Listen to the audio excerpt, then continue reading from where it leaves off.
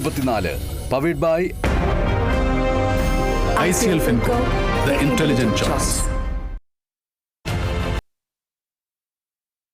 നിയമത്തിനു ശേഷം പാലക്കാടിലൂടെ നിയമസഭയിൽ രണ്ടാം പ്രവേശനം നടത്താം എന്ന ബി.ജെ.പിയുടെ മോഹത്തിന് വലിയ പ്രഹരമേൽപ്പിച്ചുകൊണ്ട് LDFനെ മൂന്നാം സ്ഥാനത്തേക്ക് തള്ളി മാറ്റിക്കൊണ്ട് UDFന്റെ രാഹുൽ മാങ്കൂട്ടത്തിൽ നേടിയ പാലക്കാടൻ വിജയത്തെക്കുറിച്ച് മിണ്ടിയും പറഞ്ഞും ഇരിക്കാനാണ് ഈ നിമിഷം നമ്മളിവിടെ ഒത്തുകൂടിയിരിക്കുന്നത്. മിണ്ടിയും പറഞ്ഞും ഇരിക്കാൻ എന്ന വാക്ക് മനഃപൂർവ്വം ഉപയോഗിച്ചതാണ്. ഇത് വലിയ രീതിയിലുള്ള ആരോപണ പ്രത്യാരോപണങ്ങളുടെ ചൂടുപിടിച്ച സംവാദമല്ല, മറിച്ച് മിണ്ടിയും പറഞ്ഞും ഇരിക്കാൻ. എന്തുകൊണ്ട് പാലക്കാട് രാഹുൽ മാങ്കൂട്ടത്തിൽ ജയിച്ചു? എന്തുകൊണ്ട് BJPക്ക് ചരിത്രം സൃഷ്ടിക്കാൻ കഴിഞ്ഞില്ല? എന്തുകൊണ്ട് LDFന് മൂന്നാം സ്ഥാനത്തേക്ക് പിന്തള്ളപ്പെടേണ്ടി വന്നു? എന്താണ് സംഭവിച്ചത്? ആത്മാർത്ഥമായിട്ട് ഒന്ന് ആലോചിച്ച് നോക്കാം. ഈ 7 മണി നേരത്ത് നമ്മോടൊപ്പം മിണ്ടിയും പറഞ്ഞും ഇരിക്കാനുള്ളത് ആരൊക്കെയെന്ന് പരിചയപ്പെടുത്താം. പ്രമുഖ രാഷ്ട്രീയ നിരീക്ഷകനും അതിനേക്കാൾ വലിയ മാധ്യമപ്രവർത്തകനുമായ ശ്രീ A. സജീവൻ, കോൺഗ്രസ് നേതാവ് ദീപ അനിൽ,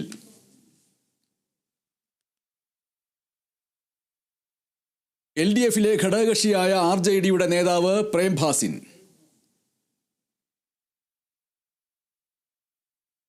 BJPയുടെ സഹയാത്രികൻ ഷാബു പ്രസാദ്.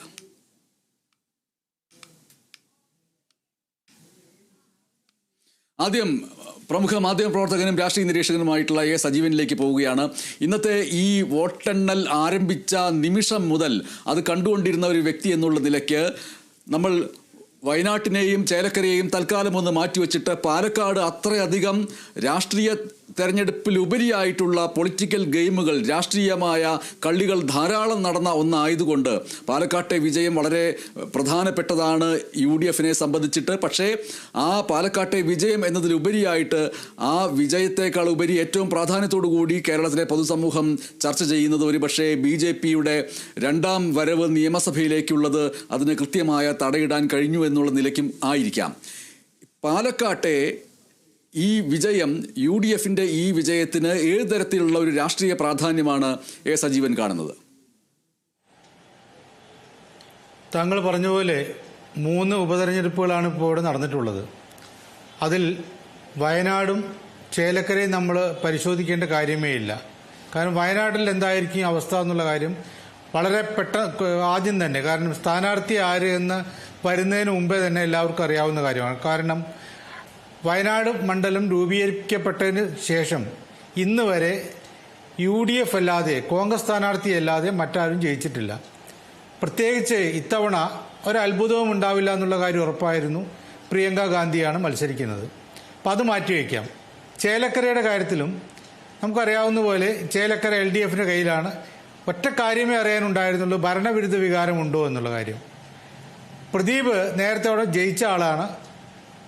അദ്ദേഹത്തിന് ഒരുപക്ഷെ രാധാകൃഷ്ണൻ അത്ര വോട്ട് കിട്ടിയില്ലെങ്കിൽ പോലും അദ്ദേഹം ജയിക്കാനുള്ള സാധ്യത വളരെ കൂടുതലായിരുന്നു. നല്ല സ്ഥാനാർത്ഥിയെയാണ് അവർ നിശ്ചയിച്ചതെന്നുള്ളൊരു കാര്യമുണ്ട്. അപ്പോൾ അതുകൊണ്ട് അവിടെ നിന്ന് അത്ഭുതങ്ങൾ നമ്മൾ കാണുന്നില്ല. പക്ഷെ പാലക്കാട് സ്ഥിതി അതല്ല. പാലക്കാട് കഴിഞ്ഞ തവണ ഷാഫി പറമ്പിൽ ജയിച്ചിട്ടുള്ളത് വളരെ കുറഞ്ഞ ഭൂരിപക്ഷത്തിനാണ്. രണ്ടാം സ്ഥാനത്ത് നിൽക്കുന്നത് BJP ആണ്. അന്നേ തന്നെ LDF മൂന്നാം സ്ഥാനത്താണ്. ഈ ഒരു അവസ്ഥയിൽ മൊത്തം പിന്നീട് വരുന്ന എല്ലാം പാലക്കാട്ട് അവിടേക്കാണോ ഇവിടേക്കാണോ എന്ന് പറയാൻ പറ്റാത്ത രൂപത്തിലുള്ള കലങ്ങി മറയലുകളാണ്. അപ്പോൾ അതുകൊണ്ട് അവിടുത്തെ ഒരു റിസൾട്ട് അതെന്താവും എന്നുള്ള കാര്യം നമ്മളെല്ലാ ആളുകളും തുടക്കം മുതൽ തന്നെ നോക്കുകയായിരുന്നു.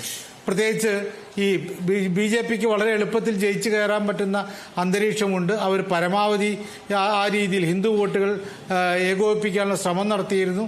അതൊക്കെ കൊണ്ട് ഒരുപക്ഷെ BJP ജയിക്കുമോ എന്നുള്ളൊരു തോന്നലുണ്ടായിരുന്നു. അതെ, BJPയെ സംബന്ധിച്ച് ജയിച്ചു കയറാവുന്ന ഒരു സാഹചര്യമുണ്ട് എന്ന് ശ്രീ A. സജീവൻ പറയുമ്പോൾ ഞാൻ അതിനോട് കൂട്ടിച്ചേർക്കാവുന്ന ഒരു കാര്യം ഒന്ന് ഓർമ്മിപ്പിക്കുകയാണ്. അവിടെ ഷാഫി പറമ്പിൽ ലോക്സഭയിലേക്ക് പോകുന്ന വേളയിൽ, ലോക്സഭയിലേക്ക് മത്സരിക്കാൻ തീരുമാനമെടുക്കുന്ന നിമിഷം മുതൽ തന്നെ വന്ന ഒരു ഇടതുപക്ഷ വിമർശനം എന്ന് പറയുന്നത് അവിടെ BJPക്ക് സീറ്റ് ഒരുക്കലാണ് ഈ ഇതിലൂടെ ചെയ്യുന്നത് എന്നുള്ള വിമർശനം വരികയും ചെയ്തിരുന്നു.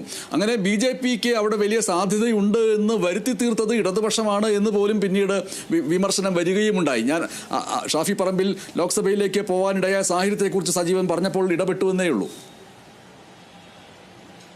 അല്ല, അതൊരു ഈ ഡീലെന്ന് പറയുന്നതും മറ്റും ഈ രാഷ്ട്രീയക്കാർ അവസരത്തിനൊത്ത് പറയുന്ന കാര്യമാണ്. നമ്മൾ അതിലേക്ക് പോകേണ്ട. കാരണം അവർ ഏത് രീതിയിലാണെങ്കിലും ഒന്നുകിൽ നോ ഡീൽ പറയും. ഞാനതല്ല പറയുന്നത്. ആദ്യഘട്ടത്തിൽ ശ്രീധരൻ മത്സരിച്ച സമയത്ത് അവിടെ നല്ല സ്ഥാനാർത്ഥിയാണ്, അതുകൊണ്ട് തന്നെ അവിടെ വളരെ കുറഞ്ഞ മാർജിനാണ് ഷാഫിക്ക് എന്ന് കിട്ടിയിരുന്നത്. അപ്പോൾ സ്വാഭാവികമായിട്ട് രണ്ടാം സ്ഥാനത്ത് നിൽക്കുന്ന BJPക്ക് അവർ വിചാരിച്ചു കഴിഞ്ഞാൽ ക്രിസ്ത്യൻ വോട്ടുകൾ പരമാവധി സംഘടിപ്പിക്കുക, അങ്ങനെ പല രീതിയിൽ കേന്ദ്രത്തിന്റെ സഹായം ഉണ്ടാവുക ചെയ്യുമ്പോൾ അവർക്ക് വേണമെങ്കിൽ ജയിക്കാമായിരുന്നു. പക്ഷെ അവിടെ സ്ഥാനാർത്ഥി നിർണയത്തിന്റെ കാര്യത്തിൽ ആദ്യമേ തന്നെ തകരാറുണ്ടായി. അപ്പം അതുകൊണ്ട് BJPയുടെ ഒരു പ്രശ്നമുണ്ടായിരുന്നു. കോൺഗ്രസിനെ സംബന്ധിച്ചിടത്തോളാണെങ്കിൽ അവിടെ രാഹുൽ മാങ്കൂട്ടത്തിനെ സ്ഥാനാർത്ഥിയാക്കിയതിനെതിരെയുള്ള പ്രതിഷേധമാണല്ലോ സരിൻ ഉൾപ്പെടെയുള്ള ആളുകൾ അവിടെ നിന്ന് പിണങ്ങിപ്പിരിഞ്ഞത്. കുറേ നേതാക്കന്മാർ ഈ സ്ഥാനാർത്ഥി നിർണയത്തിന്റെ പേരിൽ അവിടെ പ്രശ്നം. അപ്പോൾ UDFിലും ആ ഒരു പ്രശ്നമുണ്ടായി. LDFിനെ സംബന്ധിച്ചിടത്തോളാണെങ്കിൽ അവർ സ്വന്തം സ്ഥാനാർത്ഥിയെ നിർത്തി മത്സരിപ്പിക്കാനൊക്കെ തീരുമാനിച്ചിരുന്നെങ്കിൽ പോലും സരിനെ കിട്ടിയപ്പോൾ സ്ഥാനാർത്ഥിയാക്കി. അതുമായി ബന്ധപ്പെട്ട പ്രശ്നങ്ങൾ, ഇതെല്ലാം ഓരോ പാർട്ടിക്കും ഓരോ മുന്നണിക്കും ഉണ്ടാകുന്ന കുറേ പ്രശ്നങ്ങൾ ഉണ്ടായിരുന്നുകൊണ്ട് അവിടെ ആര് ജയിക്കും എന്നുള്ള ഒരു അത്ഭുതമായിട്ടൊക്കെ ഒരു ചോദ്യചിഹ്നമായി നിന്നിരുന്നു. പക്ഷേ ഇപ്പോഴത്തെ റിസൾട്ടിൽ സാധാരണഗതിയിൽ ഉണ്ടാവുന്നതിനേക്കാൾ കൂടുതൽ അത്ഭുതം തോന്നുന്ന രൂപത്തിൽ അത്രയും വലിയ ഭൂരിപക്ഷമാണ് രാഹുൽ മാങ്കൂട്ടത്തിന് കിട്ടിയത്. അപ്പോൾ കോൺഗ്രസ്സുകാർ പറയുന്നത് UDFിന് അനുകൂലമായ ഒരു തരംഗമുണ്ടായി എന്നുള്ളതാണ്. ഭരണവിരുദ്ധ ഒരു കാര്യമുള്ളത്, തീർച്ചയായിട്ടും റെക്കോർഡ് ഭൂരിപക്ഷത്തോട് മിന്നുന്ന ജയമാണ്, നമ്മൾ അംഗീകരിച്ചേ മതിയാവും. പക്ഷെ അത് UDFിന്റെ വോട്ടാണോ കോൺഗ്രസിന്റെ വോട്ടാണോ എന്നുള്ള ചോദ്യമുണ്ട്.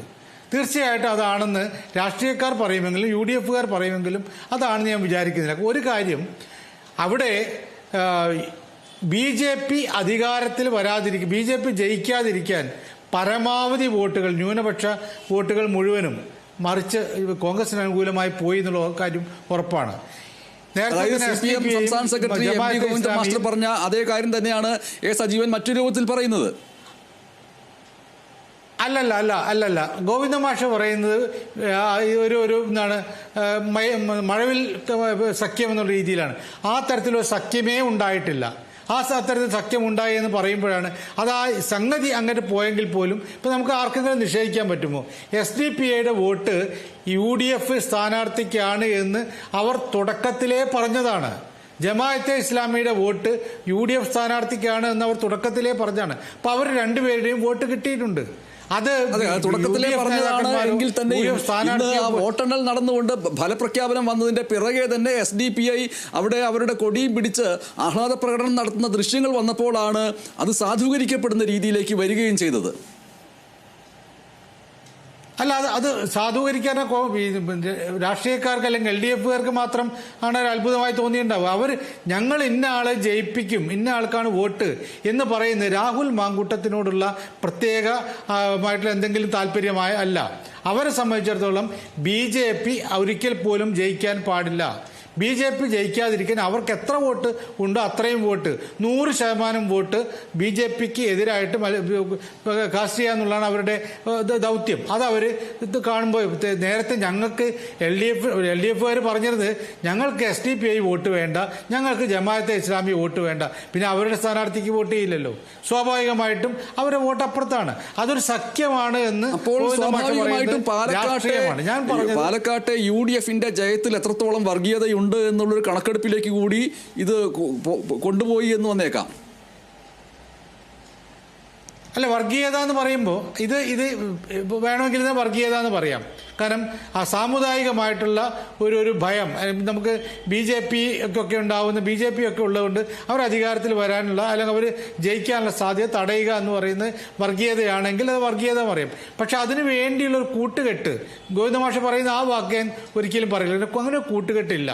മാത്രമല്ല BJP വോട്ടും UDFിന് അനുകൂലമായിട്ട് പോയിട്ടുണ്ട്. BJPക്ക് കഴിഞ്ഞ തവണ കിട്ടിയ വോട്ടൊന്നും അങ്ങനെ BJP വോട്ട് UDF അനുകൂലമായിട്ട് പോയിട്ടുണ്ടെങ്കിൽ അത് BJP UDF മുൻധാരണ എന്നൊന്നും പറയാൻ കഴിയില്ല. അത് സ്വാഭാവികമായിട്ട് അതിന്റെ വഴിക്ക് പോയി എന്നല്ലേ? തീർച്ചയായും ഇവിടെ രണ്ട് കാര്യമുണ്ട്. ഒന്ന്, സന്ദീപ് വാര്യർ പോയത് കൊണ്ട് മൊത്തം BJP വോട്ട് അപ്പുറം പോയി എന്നുള്ളതല്ല. ഒരു കാര്യം തുടക്കം മുതൽ തന്നെ നമ്മൾ എല്ലാവരും കണ്ടതാണല്ലോ, അവിടെ BJPയുടെ സ്ഥാനാർത്ഥി പ്രഖ്യാപനം ഉണ്ടാവുന്നതിന് മുമ്പേ തന്നെ അവിടെ സ്ഥാനാർത്ഥി പ്രഖ്യാപനം ഉണ്ടാവുന്നതിന്റെ ഏറ്റവും അടിത്തട്ടിലേക്കാണ് താങ്കൾ വന്നത്. അവിടെ നിന്ന് നമുക്ക് തുടങ്ങാം. അതിനു മുമ്പ് കോൺഗ്രസ് നേതാവ് ദീപ അനിൽ കൂടി ഇപ്പോൾ നമ്മോടൊപ്പം വർത്തമാനം പറയുന്നതിന് വേണ്ടി ചേരുകയാണ്. ദീപ അനിൽ, ഇന്ന് പാലക്കാട്ട് UDF നേടിയിട്ടുള്ള അതിഗംഭീരമായിട്ടുള്ള വിജയത്തിൽ കോൺഗ്രസിന്റെ ഒരു നേതാവ് എന്നുള്ള നിലയ്ക്ക് ദീപ അനിലിനെ പ്രത്യേകം അഭിനന്ദനം അറിയിക്കുകയാണ്. അതേ സമയത്ത് തന്നെ വയനാട്ടിലുണ്ടായിട്ടുള്ള ഒരു തരത്തിലും താരതമ്യത്തിനിടയില്ലാത്ത രീതിയിൽ ഒരു വയനാടൻ ചുരത്തെ പോലെ അങ്ങനെ ഉയരത്തിൽ നേടിയ വിജയത്തിനും കൂടി അഭിനന്ദനം അറിയിക്കുകയാണ്. ദീപ അനിലിനോട് എനിക്ക് ചോദിക്കാനുള്ളത് ഏത് രീതിയിൽ എന്തൊക്കെ സാഹചര്യങ്ങൾ കൊണ്ടാണ് രാഹുൽ മാങ്കൂട്ടത്തിൽ ഈ ഒരു വിജയം നേടിയത് എന്നുള്ളതാണ്. അത് പ്രധാനമായിട്ടും രാഹുൽ മാങ്കൂട്ടത്തിനെതിരെ കൂട്ടം തിരിഞ്ഞ് ഇല്ലാത്ത ആരോപണങ്ങൾ അടക്കം ഉയർത്തി വന്നതിനോടുള്ള ഒരു ജനപ്രതിഷേധം ഉണ്ട് എന്ന് കരുതുന്നുണ്ടോ? ആദ്യം തന്നെ അഭിനന്ദനങ്ങൾക്ക് നന്ദി. ഈ അഭിനന്ദനം കേരളത്തിലെ UDFന്റെ കൂട്ടായ്മയ്ക്കാണ്. അതുപോലെ തന്നെ രാഹുൽ മാങ്കൂട്ടത്തിന് മതേതര ജനാധിപത്യ മുന്നണിയിൽ വിശ്വസിച്ച് രാഹുൽ മാങ്കൂട്ടത്തിനും പ്രിയങ്ക ഗാന്ധിക്കും വോട്ട് ചെയ്ത് ജയിപ്പിച്ച കേരളത്തിലെ പ്രബുദ്ധരായ പാലക്കാടെയും വയനാടെയും ഉള്ള പ്രബുദ്ധരായ ജനങ്ങൾക്കാണ് ഈ അഭിനന്ദനം. തീർച്ചയായിട്ടും എനിക്ക് ഒരു ഉജ്ജ്വലമായ വിജയത്തെ ഏതൊക്കെ ാണ് അതിന്റെ ശോഭ കെടുത്തുന്നതിനുള്ള പ്രവർത്തനങ്ങൾ ഗൂഢാലോചനകൾ നടക്കുന്നത് എന്നുള്ളതിന്റെ ഏറ്റവും വലിയ ഉദാഹരണമാണ് ഈ ഒരു വിവാദം ഇപ്പോ കൊണ്ടുവന്നിരിക്കുന്നത്. ഇവിടെ രാഹുൽ മാങ്കൂട്ടത്തിന്റെ സ്ഥാനാർത്ഥിത്വം ഏത് വിവാദത്തെ കുറിച്ചാണ് ദീപ അനിൽ ഉദ്ദേശിച്ചത്? ഇവിടെ സൂചിപ്പിച്ച വിവാദം തന്നെയാണ്. വർഗീയതയെ കലർത്തിക്കൊണ്ടുവന്നിട്ടുള്ള ഒരു വിവാദം ഇവിടെ കൊണ്ടുവന്നല്ലോ. വർഗീയ വോട്ടുകൾ SDPI അവരുടെ വോട്ട് UDFന് നൽകിയതും അതിനുശേഷം വിജയത്തിന് ശേഷം രാഹുൽ മാങ്കൂട്ടത്തിന്റെ വിജയത്തിന് ശേഷം SDPI അവരുടെ പതാക ഉയർത്തി ആഹ്ലാദ പ്രകടനം നടത്തിയതുമാണോ ഉദ്ദേശിക്കുന്നത്? അതെ, അത് തന്നെയാണ്. ഞാൻ പറയട്ടെ, ഇവിടെ തെരഞ്ഞെടുപ്പ് പ്രഖ്യാപിച്ച് ഞങ്ങളുടെ സ്ഥാനാർത്ഥിയെ നിശ്ചയിച്ച് സ്ഥാനാർത്ഥി അവിടെ ഫീൽഡിൽ ഇറങ്ങിയപ്പോൾ മുതൽ തന്നെ UDF കൃത്യമായ വിജയപ്രതീക്ഷയിൽ തന്നെയാണ് പാലക്കാട് പോയത്. കാരണം നമുക്കറിയാം, ഇപ്പോ അവിടെ ഇടതുപക്ഷത്തിനെ സംബന്ധിച്ചിടത്തോളം അവർക്ക് പാലക്കാട് പോലെ നല്ല വേരോട്ടം ഉണ്ടായിരുന്ന ഒരു സ്ഥലത്ത് സ്വന്തം ചിഹ്നത്തിൽ ഒരു സ്ഥാനാർത്ഥിയെ നിർത്താനുള്ള ആർജവം പോലും ഇല്ലാത്തത് എത്രത്തോളം ഒരു ഭരണവിരുദ്ധ വികാരം ഇവിടെ ഉണ്ട് എന്നുള്ളതിന്റെ ഏറ്റവും വലിയ ഉദാഹരണമാണ്. പാലക്കാട് സ്ഥാനാർത്ഥിയെ പ്രഖ്യാപിച്ചപ്പോൾ തന്നെ, രാഹുൽ മാങ്കൂട്ടത്തിനെ പ്രഖ്യാപിച്ചപ്പോൾ തന്നെ പത്തനംതിട്ടയിൽ നിന്ന് വന്ന വരത്തൻ എന്നുള്ള രീതിയിൽ കളിയാക്കിയപ്പോൾ തന്നെ UDF മനസ്സിലാക്കിയിരുന്നു. അതൊക്കെ ആരൊക്കെയാണോ ആ ആരോപണം ഉന്നയിച്ച് രാഹുൽ മാങ്കൂട്ടത്തിനെ കളിയാക്കുന്നത്, ആ കളിയാക്കിയവർക്ക് തിരിച്ചടി നേരിടേണ്ടി വരുമെന്ന് അപ്പോൾ തന്നെ മനസ്സിലാക്കിയിരുന്നു. ഒന്നാമത്തെ പ്രധാനപ്പെട്ട ആരോപണം അതായിരുന്നല്ലോ, വരത്തൻ എന്ന് പറഞ്ഞുകൊണ്ട് പരിഹസിക്കുകയായിരുന്നല്ലോ. ഒരു ഭരണഘടന നൽകുന്ന സ്വാതന്ത്ര്യമാണ് നമുക്ക് മത്സരിക്കാൻ. ഇപ്പൊ ഒരു പ്രാദേശികവാദമൊന്നും നമ്മുടെ നാട്ടിൽ അങ്ങനെയാണെങ്കിൽ എത്രയോ പേര് മറ്റുള്ള സ്ഥലങ്ങളിൽ പോയി മത്സരിക്കുന്നുണ്ട്. നമ്മൾ ഇടതുപക്ഷത്തായാലും BJPയിലാണെങ്കിലും കോൺഗ്രസിലാണെങ്കിലും എത്രയോ നേതാക്കന്മാർ അവരുടെ സ്വന്തം മണ്ഡലം വിട്ട് മറ്റു സ്ഥലങ്ങളിൽ പോയി മത്സരിക്കുന്നുണ്ട്. അപ്പോൾ ഒരു ഉപതെരഞ്ഞെടുപ്പ് വരുമ്പോൾ അവരുടെ ഭരണത്തിന്റെ നേട്ടങ്ങൾ ഒന്നും പറയാനില്ലാത്തപ്പോ പ്രാദേശികവാദവും മറ്റും പറഞ്ഞുകൊണ്ട് ഒരു തെരഞ്ഞെടുപ്പിനെ നേരിടുന്നതിന്റെ ഒരു ബാലിശതയെ കുറിച്ചിട്ട് തന്നെ ജനങ്ങൾക്ക് നല്ല കാഴ്ചപ്പാടുണ്ടായിരുന്നു. പിന്നെ അതിനിടയ്ക്ക് എന്തൊക്കെയാണ് പറഞ്ഞതെന്ന് രാഹുലിനെ കുറിച്ച് വ്യക്തിപരമായ അധിക്ഷേപങ്ങൾ ഉണ്ടായി. അതിനുശേഷം ട്രോളി ബാഗ് കൊണ്ടുവന്നിട്ടുള്ള നാടകങ്ങൾ ഉണ്ടായി. ഇതൊക്കെ തന്നെയും CPM-ഉം BJPയും തമ്മിലുള്ള ഒരു കൂട്ട് മുന്നണി ഉണ്ടാക്കിയ ഒരു ഗൂഢാലോചനകളാണെന്ന് കേരളത്തിലെ പൊതുസമൂഹം മനസ്സിലാക്കി എന്നുള്ളതാണ്. ഇതൊക്കെ എന്ന് പറഞ്ഞാൽ ട്രോളി ബാഗ് ഒക്കെ കൊണ്ടുവന്നത്, ആ ട്രോളി ബാഗിലൂടെ ഒരു ചരിത്ര വിജയം ഇന്ന് രാഹുലിന് നൽകാനായി എന്നുള്ളതാണ്. ഇവര് വിചാരിക്കുന്ന സ്ഥലത്തല്ല കേരളത്തിലെ ജനങ്ങളുടെ ചിന്താശേഷി എന്നുള്ളതിന്റെ ഏറ്റവും വലിയ ഉദാഹരണമാണ്. പിന്നെ നമ്മോടൊപ്പം ഇപ്പോൾ മിണ്ടിയും പറഞ്ഞും ഇരിക്കാൻ വേണ്ടിയിട്ട് കൂടെ ചേരുന്നത് LDFന്റെ പ്രതിനിധിയായ RJD നേതാവ് പ്രേംഭാസിലാണ്. നമസ്കാരം. ഈ LDF CPIM നേടിയ ചേലക്കരയിലെ വിജയത്തിന് വലിയ രീതിയിലുള്ള അഭിനന്ദനം അറിയിക്കട്ടെ. നമ്മൾ ഇന്ന് പക്ഷേ ഈ ഒരു നിമിഷത്തിൽ പ്രധാനമായിട്ടും ചർച്ച ചെയ്യുന്നത് പാലക്കാടാണ്. നമ്മൾ 8 മണിയോടുകൂടി ചേലക്കരയുടെ വിജയത്തിലേക്ക് നമ്മൾ വരും. ഇപ്പോൾ നമ്മൾ പാലക്കാട് വിജയത്തെ സവിശേഷമായിട്ടൊന്ന് അതേക്കുറിച്ച് മിണ്ടിയും പറഞ്ഞും ഇരിക്കാമെന്ന് കരുതുകയാണ്. ഇതിൽ പാലക്കാട് LDFനുണ്ടായിട്ടുള്ള തകർച്ച, ആ തകർച്ച എന്ന വാക്ക് ഞാൻ BJP തൊട്ട് മുന്നിൽ നിൽക്കുന്നത് കൊണ്ട് കൂടിയാണ് ആ വാക്ക് ഉപയോഗിക്കുന്നത്. ഈ തകർച്ച ഏതൊക്കെ തന്ത്രങ്ങൾ പിഴച്ചതുകൊണ്ടാണ് സംഭവിച്ചത് എന്ന് ആത്മവിചാരണാപരമായിട്ട് പറയാൻ കഴിയുമോ പ്രേംബാസിൻ?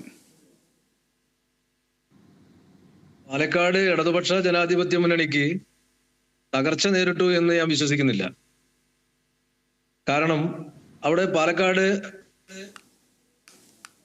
അസംബ്ലി എന്ന വാക്ക് മാറ്റി തോൽവി എന്ന വാക്ക് ഞാൻ തിരുത്തുകയാണ്. തോൽവി സംഭവിച്ചു എന്ന് വിശ്വസിക്കുന്നുണ്ടല്ലോ. തോൽവി തന്നെയാണല്ലോ, തോൽവി അംഗീകരിക്കുന്നു. പക്ഷെ അവിടെ തകർച്ച അന്വേഷിക്കാവുന്ന ഒരു സമയമായിട്ടുണ്ടോ ഇപ്പോൾ? ഇല്ല, പഠിക്കണം. അത് ഓരോ ബൂത്ത് തിരിച്ചുള്ള കണക്കും കാര്യങ്ങളൊക്കെ എടുത്ത് ഇടതുപക്ഷ ജനാധിപത്യ മുന്നണി അതിനെ വിശകലനം ചെയ്യും. ആ രീതിയിലല്ലാതെ, ഒരു പാർട്ടി കേഡർ സ്വഭാവത്തിലല്ലാതെ ഒരു സാധാരണ മനുഷ്യൻ എന്നുള്ള നിലയ്ക്ക് നമ്മൾ ഇന്ന് വൈകിട്ട് ഇത്രയും സമയമാകുമ്പോൾ ഒരു കട്ടൻ ചായ കുടിച്ചുകൊണ്ട് ഈ ഒരു കാര്യങ്ങൾ ചർച്ച ചെയ്യുമ്പോൾ അടുത്തിരിക്കുന്ന ഒരു ആത്മസുഹൃത്തിനോട് പറയുന്ന ചില കാര്യങ്ങളുണ്ടല്ലോ, അത്രയും പറഞ്ഞാൽ മതി. ഇതിനെ ഔദ്യോഗികമായിട്ട് LDFന്റെ ഒരു വക്താവ് എന്നുള്ള നിലയ്ക്കോ RJDയുടെ വക്താവ് എന്നുള്ള നിലയ്ക്കോ അല്ല താങ്കൾ എന്ന് ചോദിക്കുന്നത്. വളരെ സ്വാഭാവികമായിട്ട് വൈകുന്നേരം മിണ്ടിയും പറഞ്ഞും ഇരിക്കുമ്പോൾ അതാ ഇങ്ങനെ അത് വേണ്ടായിരുന്നു, ഇങ്ങനെ ആകാമായിരുന്നു എന്നുള്ള ഒരു ഉത്തരമാണ് ഈ നിമിഷങ്ങൾ നമ്മൾ പ്രതീക്ഷിക്കുന്നത്. ഓക്കെ, അത് പറയാം. അതിപ്പം പാലക്കാട് അസംബ്ലി മണ്ഡലത്തില്, പാലക്കാട് നഗരസഭയിൽ മാത്രം നമ്മൾ ഒരു ഘട്ടത്തിൽ നോക്കുകയാണെങ്കിൽ BJPക്ക് ശക്തമായ മെജോറിറ്റി കിട്ടേണ്ട ഒരു പ്രദേശമായിരുന്നു.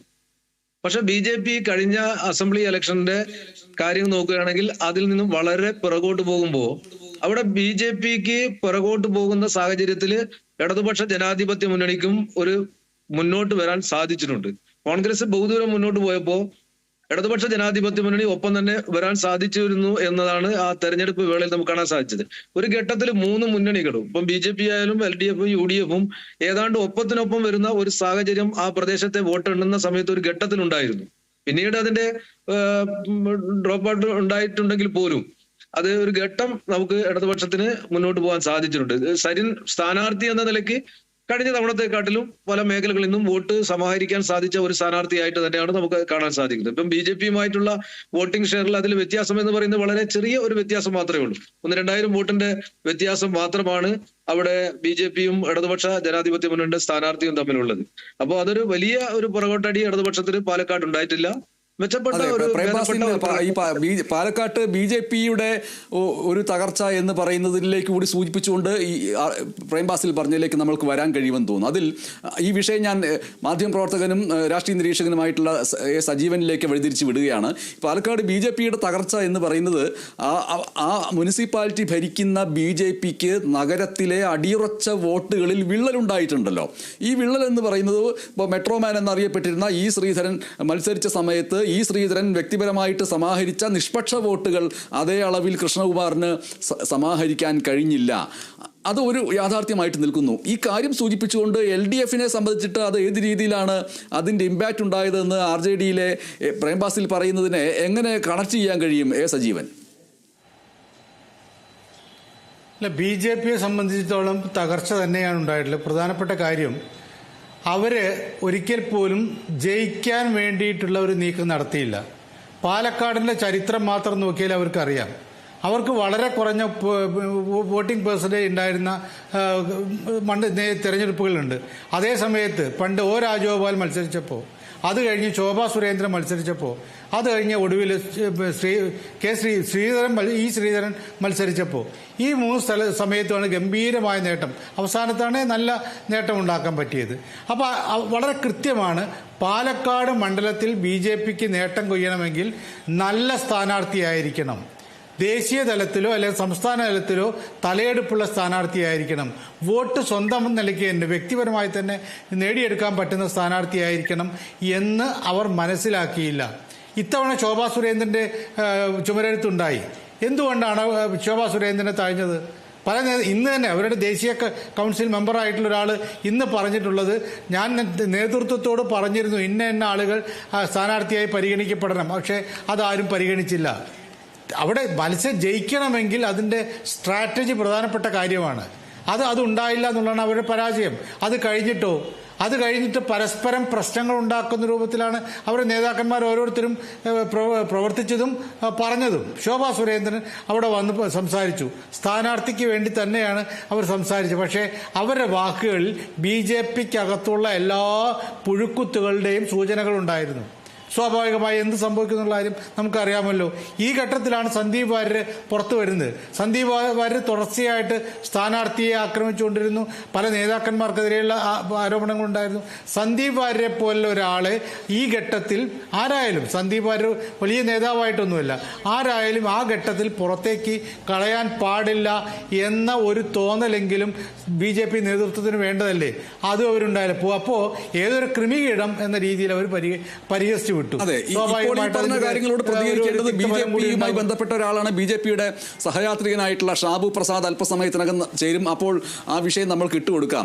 പക്ഷേ ഈ സന്ദീപ് വാര്യരുടെ വരവിനെ കുറിച്ച് സജീവൻ പറഞ്ഞതുകൊണ്ട് ഞാൻ കോൺഗ്രസ് നേതാവ് ദീപ അനിലിലേക്ക് ഒന്നുകൂടി പോവുകയാണ്. സന്ദീപ് വാര്യരുടെ വരവ് എന്ന് പറയുന്നത്, ആ വരവിനെ പ്രതിരോധിക്കുന്നതിന് വേണ്ടി ഇടതുപക്ഷം വോട്ടെടുപ്പിൻ്റെ തലേന്ന് പ്രസിദ്ധീകരിച്ച പരസ്യം, ആ പരസ്യം തിരിച്ചടിച്ചു എന്ന് കരുതുന്നുണ്ടോ? ആ പരസ്യം തിരിച്ചടിച്ചതിൻ്റെ കൂടി ഫലമായിട്ടുള്ള വോട്ടുകൾ കൂടി ഈ പാലക്കാട്ടെ UDF-ന്റെ വിജയത്തിന് കാരണമായി എന്ന് തോന്നുന്നുണ്ടോ? അതായത് BJP-യെ സഹായിക്കാൻ വേണ്ടിയാണ് അങ്ങനെ ഒരു പരസ്യം സിറാജിലും മുസ്ലിം സമുദായത്തിൻ്റെ മറ്റൊരു മുഖപത്രത്തിലും നൽകിയത്. അതെല്ലാം തിരിച്ചടിച്ചു എന്ന് കരുതുന്നുണ്ടോ ദീപ അനിൽ? തീർച്ചയായിട്ടും. കാരണം ഈ തെരഞ്ഞെടുപ്പിന്റെ ആദ്യഘട്ടം മുതൽ തന്നെ ഈ ട്രോളി ബാഗ് വിവാദമൊക്കെ ഉണ്ടാക്കിയതും BJP-യെ സഹായിക്കാൻ വേണ്ടി തന്നെയാണ്. സന്ദീപ് വാര്യർ BJP-യിലെ എന്താണ് പടലപ്പിണക്കങ്ങൾ കാരണം, അല്ലെങ്കിൽ അവർക്ക് ഉള്ള അഭിപ്രായ വ്യത്യാസങ്ങൾ കാരണം പാർട്ടിയിൽ നിന്ന് മാറുന്നു എന്നുള്ള ഒരു സൂചന വന്നപ്പോൾ തന്നെ ശ്രീ AK ബാലൻ അങ്ങോട്ട് ചെല്ലും എന്നുള്ള ഒരു പ്രതീക്ഷയിൽ അദ്ദേഹത്തെ വിശേഷിപ്പിച്ചത് അദ്ദേഹം ക്രിസ്റ്റൽ ക്ലിയർ ആണെന്നാണ്. ക്രിസ്റ്റൽ ക്ലിയർ ആയിട്ടുള്ള ഒരു വ്യക്തിയാണ് സന്ദീപ് വാര്യർ എന്നുള്ളതാണ്. പക്ഷേ ക്രിസ്റ്റൽ ക്ലിയർ ആയിട്ടുള്ള വ്യക്തികൾക്ക് പോകാൻ പറ്റുന്ന ഒരു അവസ്ഥയല്ല ഇന്നത്തെ ഇടതുപക്ഷ ജനാധിപത്യ മുന്നണിയിൽ അല്ലെങ്കിൽ CPM-നകത്തുള്ളത് ഉള്ളത് കൊണ്ട് തന്നെയാണ് ശ്രീ സന്ദീപ് വാര്യർ മതേതര ജനാധിപത്യ മുന്നണിയിലേക്ക് വന്നത്. തീർച്ചയായിട്ടും അപ്പൊ എങ്ങനെയൊക്കെ ഈ ഒരു തെരഞ്ഞെടുപ്പിൽ പാലക്കാട് BJP-യെ സഹായിക്കാം എന്നുള്ളതിന്റെ എല്ലാ കാര്യങ്ങളും ഇടതുപക്ഷ ജനാധിപത്യ മുന്നണി ചെയ്തിട്ടുണ്ട്. അതിന്റെ ഭാഗമായിട്ടാണ് അവർ സ്വന്തം ചിഹ്നം പോലും ഇല്ലാതെ ഒരു സ്ഥാനാർത്ഥിയെ അവിടെ നിർത്തിയത്. അരിവാൾ ചുറ്റിക നക്ഷത്രം എന്ന അവരുടെ ചിഹ്നം പോലും ഇല്ലാത്ത ഒരു സ്ഥാനാർത്ഥി. അപ്പൊ എത്രത്തോളം ഹാർഡ് കോർ ആയിട്ടുള്ള CPM-കാര് വോട്ട് ചെയ്തിട്ടുണ്ടാവുമെന്ന് നമ്മൾ ആലോചിക്കണം. എത്രയോ പേര് ഈ പോളിംഗ് കുറഞ്ഞതിന്റെ കാരണം തന്നെ ഒരു പക്ഷേ ഹാർഡ് കോർ ആയിട്ടുള്ള ഇടതുപക്ഷ അനുഭാവികൾ അല്ലെങ്കിൽ പ്രവർത്തകര് അല്ലെങ്കിൽ നേതാക്കന്മാര് പോലും ഒരു പക്ഷേ സരിന് വോട്ട് ചെയ്തിട്ടുണ്ടാവില്ല എന്നാണ് ഞാൻ കരുതുന്നത്. അത് തന്നെ ആയിരുന്നിരിക്കണം ഒരു പക്ഷേ അവിടുത്തെ വോട്ടിംഗ് ശതമാനം കുറയാനും ഉണ്ടായ കാരണം. ഇവിടെ അതൊരു പ്രധാനപ്പെട്ട ഘടകമായിട്ട് നിൽക്കുന്നു. ആ വിഷയം ഞാൻ LDF-ന്റെ പ്രതിനിധിയായ RJD നേതാവിലേക്ക് വരുമ്പോൾ ഞാനത് സൂചിപ്പിക്കാം. അതിനു മുൻപ് ഇപ്പോൾ BJP-യുടെ സഹയാത്രികനായിട്ടുള്ള ഷാബു പ്രസാദ് നമ്മോടൊപ്പം ചേരുകയാണ്. ഷാബു പ്രസാദ്, മഹാരാഷ്ട്രയിൽ NDA നേടിയ വിജയത്തിന് താങ്കളെ അഭിനന്ദിക്കുകയാണ്. വാസ്തവത്തിൽ താങ്കളെ അങ്ങനെ അഭിനന്ദിക്കുമ്പോൾ ഒപ്പം തന്നെ എൻ്റെ മനസ്സിലേക്ക് വരുന്ന ഒരു ചിരിയോടുകൂടി വരുന്ന കാര്യം, ഇന്ന് BJP സംസ്ഥാന അധ്യക്ഷൻ K. സുരേന്ദ്രൻ കേരളത്തിലെ 3 ഇടങ്ങളിലും ദയനീയമായിട്ട് തോറ്റതിൻ്റെ പശ്ചാത്തലത്തിലും BJP പാലക്കാട് 2ാം സ്ഥാനത്ത് എത്തിയതിൻ്റെ പശ്ചാത്തലത്തിൽ നടത്തിയ ദുഃഖഭരിതമായ വാർത്താ സമ്മേളനം, ആ സമ്മേളനത്തിൻ്റെ അവസാന ഘട്ടത്തിൽ അദ്ദേഹം K. സുരേന്ദ്രൻ ഒരു ദുഃഖത്തോടു കൂടിയും പരിഭവത്തോടു കൂടിയും പറഞ്ഞത്, ഇങ്ങനെ ഇവിടുത്തെ തോൽവിയെക്കുറിച്ച് മാത്രം എന്നോട് ചോദിക്കാതെ മഹാരാഷ്ട്രയിൽ നേടിയ വലിയ വിജയത്തെക്കുറിച്ച് നിങ്ങൾ എന്താണ് പറയാത്തത്? മഹാരാഷ്ട്രയിലെ ഞങ്ങൾ നേടിയ അധ്വാനമല്ലേ എന്ന് അദ്ദേഹം പറയുകയുണ്ടായി. പക്ഷേ കേരളത്തിൽ അത്തരത്തിലുള്ള ഒരു അധ്വാനങ്ങളും ഫലിക്കാതെ പോകുന്നു തുടർച്ചയായിട്ട് എന്നുള്ള ഒരു മറുവശം അതേക്കുറിച്ച് വരികയും ചെയ്തില്ല. എന്തായാലും ഇവിടെ പാലക്കാട്ടെ വിഷയത്തിൽ ശോഭാ സുരേന്ദ്രൻ അടക്കമുള്ളവരുടെ അതൃപ്തി അവിടുത്തെ C. കൃഷ്ണകുമാറിൻ്റെ സ്ഥാനാർത്ഥിത്വവുമായി ബന്ധപ്പെട്ട് ഉണ്ടായിരുന്നതിനെക്കുറിച്ച് സംസാരിക്കുകയായിരുന്നു. ഇപ്പോൾ നമ്മോടൊപ്പം ബിണ്ടിയും പറഞ്ഞും ഇരിക്കുന്ന രാഷ്ട്രീയ നിരീക്ഷകനും പ്രമുഖ മാധ്യമപ്രവർത്തകനുമായ A. സജീവൻ.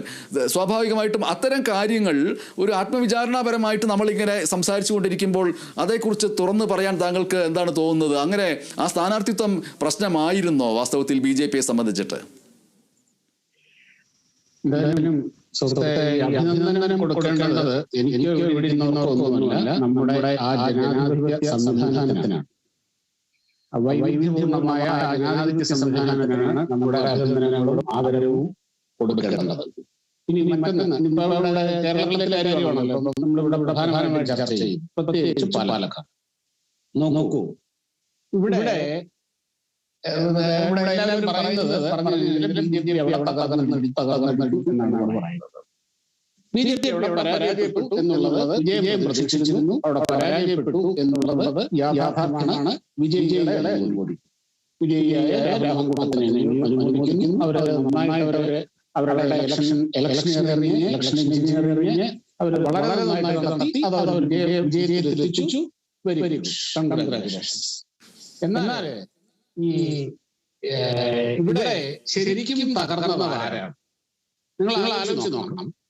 ഈ ഇവിടെ ഇടതുപക്ഷത്തിന്റെ അദ്ദേഹം സുഹൃത്ത് പറയുന്നത് കേട്ടു, ഇടതുപക്ഷം അവിടെ ഒരിക്കലും തകർന്നിട്ടൊന്നുമില്ല, ചെറുതായിട്ടൊന്ന് പുറകോട്ട് പോയിട്ടേ ഉള്ളൂ എന്ന്.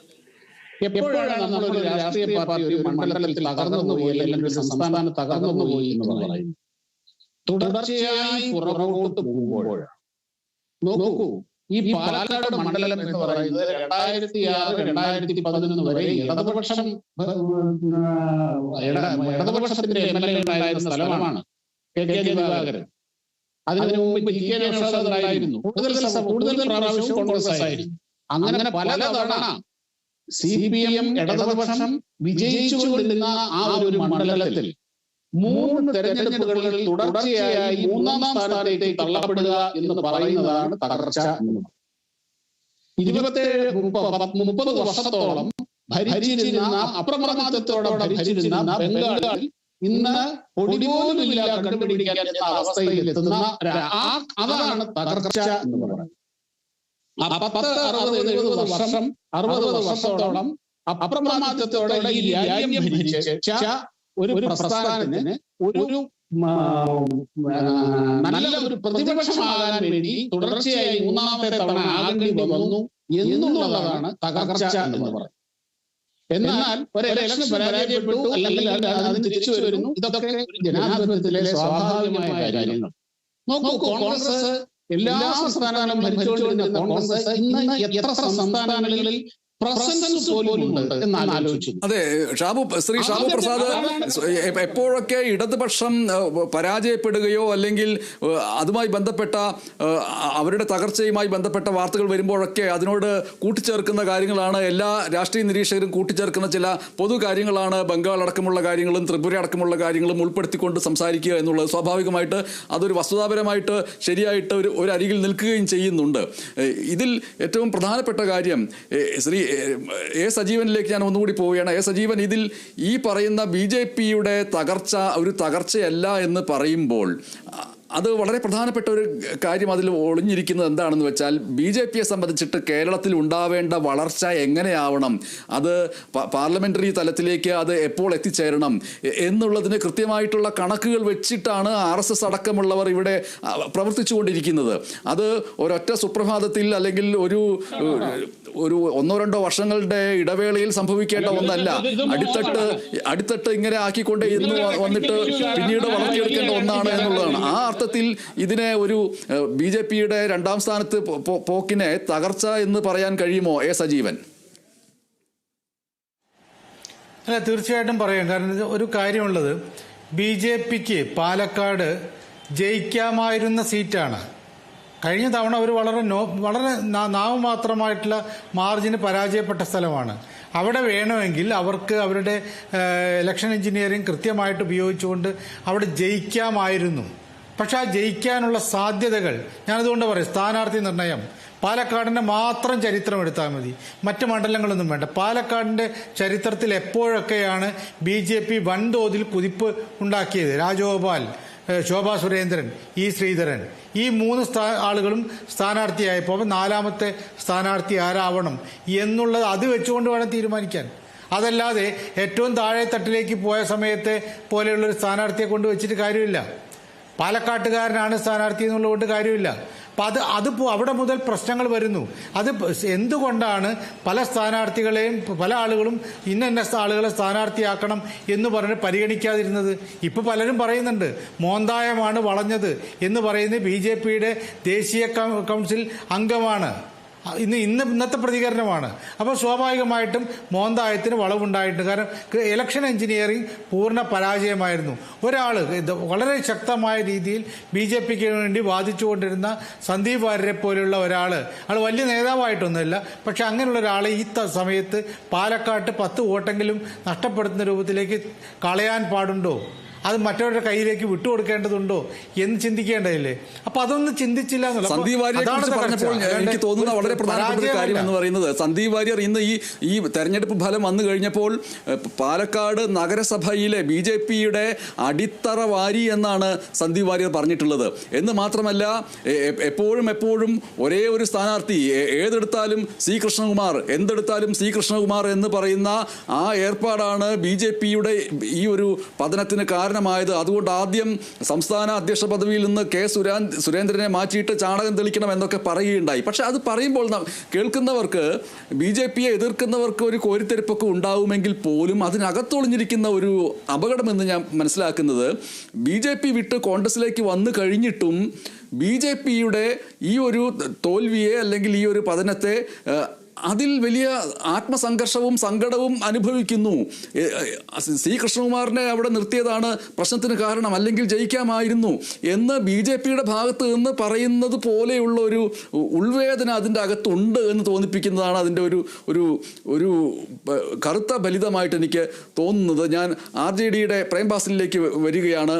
നേരത്തെ കോൺഗ്രസ് നേതാവ് ദീപ അനിൽ പറയുകയുണ്ടായി ഡോക്ടർ സരിൻ്റെ സ്ഥാനാർത്ഥിത്വം. ആ സരിൻ്റെ സ്ഥാനാർത്ഥിത്വം എന്ന് പറയുന്നത് BJPയെ സഹായിക്കാൻ വേണ്ടിയായിരുന്നു. അതുകൂടി ഉൾപ്പെട്ടിട്ടാണ് LDFിൻ്റെ മൂന്നാം സ്ഥാനത്തേക്കുള്ള പോക്കുണ്ടായത്. അവിടെ പാലക്കാട് LDFിൻ്റെ തകർച്ച എന്ന് പറയുന്നത് ഈ തന്ത്രങ്ങളെല്ലാം പിഴയ്ക്കുന്ന രീതിയിലേക്കായി പോയി. സ്വന്തം പാർട്ടിയിൽ നിന്ന് ഒരു സ്ഥാനാർത്ഥിയെ പ്രഖ്യാപിക്കാൻ പോലും കഴിഞ്ഞില്ല.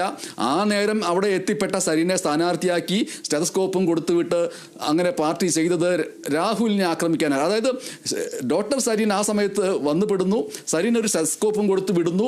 അതിനുശേഷം പിന്നെ LDFും CPIയും ചെയ്തത് രാഹുൽ മാങ്കൂട്ടത്തിലിനെ വളഞ്ഞു വെച്ച് ആക്രമിക്കാനുള്ള ശ്രമങ്ങളായിരുന്നു.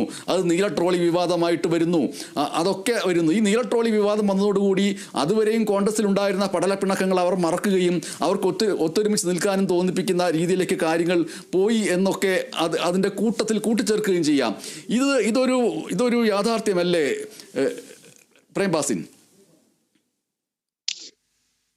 സ്ഥാനാർത്ഥി നിർണയത്തെ സംബന്ധിച്ചിടത്തോളം കേരളത്തിലായാലും ഇന്ത്യയിലെ എല്ലാ അസംബ്ലി മണ്ഡലത്തിലും ജയിക്കാൻ സാധ്യതയില്ലാത്ത അല്ലെങ്കിൽ ജയസാധ്യത കുറഞ്ഞ സ്ഥലങ്ങളിൽ സ്വതന്ത്രരെ അല്ലെങ്കിൽ മറ്റു പാർട്ടികളിൽ നിന്നുള്ള ആളുകളെ വരുമ്പോൾ അവരെ സ്വീകരിച്ച് സ്ഥാനാർത്ഥിയാക്കുന്ന രാഷ്ട്രീയ തന്ത്രം ഇന്ത്യ രാജ്യത്ത് അങ്ങോളം ഇങ്ങോളം നടത്തുന്നുണ്ട്. അപ്പം BJP ഇന്ത്യ രാജ്യത്ത് അധികാരത്തിൽ വന്നത് എങ്ങനെയാ? പല സംസ്ഥാനങ്ങളിലും കാലുമാറ്റക്കാരെയും അല്ലെങ്കിൽ സ്വന്തം പാർട്ടിയിൽ നിന്ന് എന്തെങ്കിലും കിട്ടാതെ പോകുന്ന ആളുകളെയെല്ലാം തന്നെ കൊണ്ടുവന്ന് അവരെ ആത്യന്തികമായി BJP ആക്കി, സംഘപരിവാർ RSSുമായി ബന്ധമില്ലാത്ത പലരെയും സ്ഥാനാർത്ഥിത്വത്തിലേക്ക് കൊണ്ടുവന്ന് അവരെ നമുക്ക് ഈ MP-മാരെ MLA-മാരെയുടെ എണ്ണം കണക്കാക്കി നോക്കിയാൽ തന്നെ അറിയാം, പല പാർട്ടിയിൽ നിന്ന് വന്ന ആളുകളാണ് ഇപ്പം BJPയുടെ നേതൃസ്ഥാനത്തുള്ളത്. അതുപോലെ തന്നെ കോൺഗ്രസ് അതുപോലെ സ്വതന്ത്രന്മാരെ പരീക്ഷിച്ചിട്ടുണ്ട്, പലരെയും കൊണ്ടുവന്ന് സ്ഥാനാർത്ഥിയാക്കിയിട്ടുണ്ട്. അതുപോലെ ഇടതുപക്ഷ ജനാധിപത്യ മുന്നണിക്ക് അവിടെ നല്ല ഒരു ചെറുപ്പക്കാരൻ, വിദ്യാസമ്പന്നനായ ഒരു ചെറുപ്പക്കാരൻ, ആളുകൾക്ക് ഇടയിലേക്ക് ഇറങ്ങിച്ചെല്ലാൻ പറ്റുന്ന ഒരു ചെറുപ്പക്കാരൻ എന്ന നിലയ്ക്ക് അദ്ദേഹത്തെ സ്ഥാനാർത്ഥിയാക്കി കോൺഗ്രസ് നിന്ന് കിട്ടിയതാണ്. അപ്പൊ കോൺഗ്രസിന്റെ അകത്തുള്ള പ്രശ്നങ്ങൾ, അവരെ സ്ഥാനാർത്ഥി നിർണയവുമായി ബന്ധപ്പെട്ട പ്രശ്നങ്ങൾ, അവിടെ കോൺഗ്രസ് ആണ് റൈബലായിട്ട് വരുന്നത്. ആ കോൺഗ്രസിനെ നമുക്ക് അവിടുന്ന് പരാജയപ്പെടുത്തണമെങ്കിൽ അവരിൽ നിന്ന് ഒരാളെ സ്ഥാനാർത്ഥിയാക്കിയതിൽ ഒരു തെറ്റുമില്ല. ഇപ്പൊ അവിടെ ഇടതുപക്ഷ ജനാധിപത്യ മുന്നണിക്ക് നല്ല രീതിയിൽ മുന്നോട്ട് പോകാൻ സാധിച്ചിട്ടുണ്ട് എന്നാണല്ലോ ഈ തെരഞ്ഞെടുപ്പ് ഫലം വ്യക്തമാക്കുന്നത്. ഒരു ഘട്ടത്തിൽ ഞാൻ നേരത്തെ സൂചിപ്പിച്ചതുപോലെ ഇഞ്ചോട് ഇഞ്ച് എത്തിയിട്ടുണ്ട്. 3 സ്ഥാനാർത്ഥികളും ഒരു പരിധിവരെ ഒരുമിച്ച് എത്തിയിട്ടുണ്ട്. പക്ഷെ അവിടെ ഇപ്പം BJPക്കാർ അല്ലെങ്കിൽ കോൺഗ്രസിന്റെ ആളുകൾ പറയുന്നത് പോലെ അത്ര മോശക്കാരനായിരുന്നില്ല. അപ്പൊ കഴിഞ്ഞ തവണ കിട്ടിയതിനെക്കാട്ടിലും വർദ്ധിച്ച വോട്ട് കിട്ടാൻ ഈ സ്ഥാനാർത്ഥിയെ കൊണ്ട് സാധിച്ചിട്ടുണ്ട് എന്ന് നമുക്ക് മനസ്സിലാക്കാൻ സാധിക്കും. അതുപോലെ തന്നെ BJPയെ സംബന്ധിച്ചിടത്തോളം അവിടെ എന്താ, BJP അവിടെ സ്ഥാനാർത്ഥിയെ കൊണ്ടുവന്നത് മുനിസിപ്പാലിറ്റിയിലെ തെരഞ്ഞെടുപ്പിലായാലും ലോക്സഭാ തെരഞ്ഞെടുപ്പിലായാലും നിയമസഭാ തെരഞ്ഞെടുപ്പിലായാലും എല്ലാ തെരഞ്ഞെടുപ്പിലും ഒരു സ്ഥാനാർത്ഥി തന്നെയാണുള്ളത്. അപ്പം BJPക്ക് അത്തരത്തിലാണ് അതിന്റെ പ്രവർത്തനം. ഇപ്പോ പലരെയും RSS പല സ്ഥലത്തേക്കും നിയോഗിക്കുകയുണ്ടായി. നമുക്ക് ബാലശങ്കറിനെ കുറിച്ചറിയാം, ചെങ്ങന്നൂരിൽ. അതുപോലെ തിരുവല്ലയിലെ അനൂപ് ആന്റണിയെ കുറിച്ചറിയാം. അപ്പൊ അതുപോലെയുള്ള ആളുകളെല്ലാം RSS കൊണ്ടുവന്ന് പരീക്ഷിക്കാൻ വേണ്ടി കൊണ്ടുവന്നപ്പോൾ അതൊക്കെ തട്ടിമാറ്റിയ ആളുകളാണ് BJPക്കാർ. അപ്പൊ ഇവിടെ BJPക്ക് എതിരായി അപ്പം പാലക്കാട് അസംബ്ലി മണ്ഡലത്തിലെ ഏറ്റവും പ്രധാനപ്പെട്ട BJPയുടെ ശക്തി കേന്ദ്രങ്ങളിൽ അവരുടെ തകർച്ച അത് ഈ തെരഞ്ഞെടുപ്പിലൂടെ നമുക്ക് കാണാൻ സാധിച്ചു. ഇടതുപക്ഷത്തിനെ സംബന്ധിച്ചിടത്തോളം ഇടതുപക്ഷത്തിന് അത് മികച്ച രീതിയിലേക്ക് മുന്നോട്ട് പോകാനും സാധിച്ചിട്ടുണ്ട്. വിജയം എത്തിയില്ല എന്നുള്ളത് സ്വാഭാവികം തന്നെയാണ്. കോൺഗ്രസ് നേതാവ് ദീപ അനിലിലേക്ക് ഞാൻ ഒന്ന് പോവുകയാണ്. ദീപ അനിൽ RJDയുടെ നേതാവ് കൂടിയായ പ്രേംബാസിൻ പറഞ്ഞിട്ടുള്ള ഈ കാര്യങ്ങൾ ഡോക്ടർ പി സരിൻ്റെ സ്ഥാനാർത്ഥിത്വത്തെ സംബന്ധിച്ചിട്ട് കൂട്ടിച്ചേർക്കാവുന്ന ചില കാര്യങ്ങൾ എന്ന് പറയുന്നത് ഡോക്ടർ സരിൻ്റെ ഒപ്പം മുന്നോട്ട് പോകും എന്നാണ് സരിൻ്റെ പരാജയത്തിന് ശേഷവും CPIM നേതാക്കൾ പറഞ്ഞിട്ടുള്ളത്. ഡോക്ടർ പി സരിനെ CPM തള്ളി പറഞ്ഞിട്ടേ ഇല്ല. അതിൻ്റെ കാരണം എന്ന് പറയുന്നത് ഈ പറയുന്ന വോട്ട് വിഹിതത്തിൽ വർധനയുണ്ടായി എന്നുള്ളതാണ്.